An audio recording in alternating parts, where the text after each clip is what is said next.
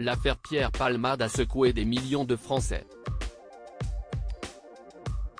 Certains, qui ont vécu un drame similaire, ont été blessés dans un accident de voiture avec un conducteur drogué ou alcoolisé, ou même ont perdu un proche, se sont sentis encore plus concernés. C'est le cas de Julien Courbet.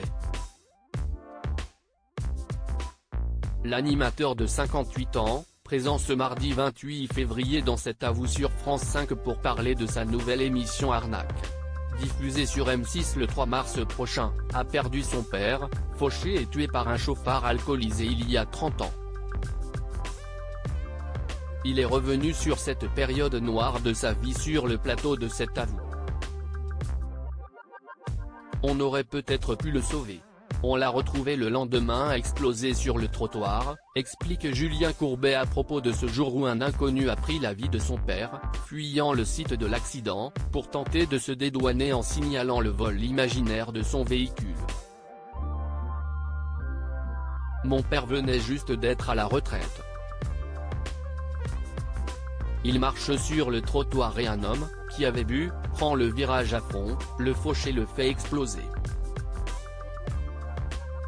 Il n'y a pas d'autre mot. Et il le laisse par terre, raconte-t-il avec émotion. L'homme qui a tué le père de Julien Courbet n'a jamais fait de prison après s'être sauvé, il va voir la police pour faire croire qu'on lui a volé sa voiture, poursuit-il. Les policiers n'ont pas cru l'homme et ont vite retrouvé les clés de son véhicule chez lui. Il avouera tout très rapidement. Mais jamais aucune peine de prison ferme n'a été prononcée. Il tue mon père, il va voir la police et il leur ment. Il n'a pas été un seul jour en prison et n'a eu que 3 mois avec sursis au bout du compte, déplore encore Julien Courbet.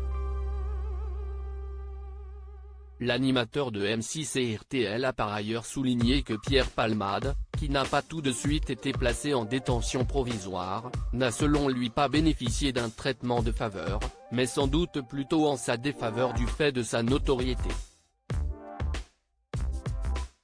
Je ne veux même pas rentrer dans les détails de l'affaire Palmade. Ce qu'il a fait c'est inadmissible et impardonnable. C'est pour juste expliquer aux gens qui s'insurgent que, malheureusement, on ne va pas en prison quand on fait ça. Article écrit en collaboration avec 6 médias. Crédit photo, capture d'écran, France 5.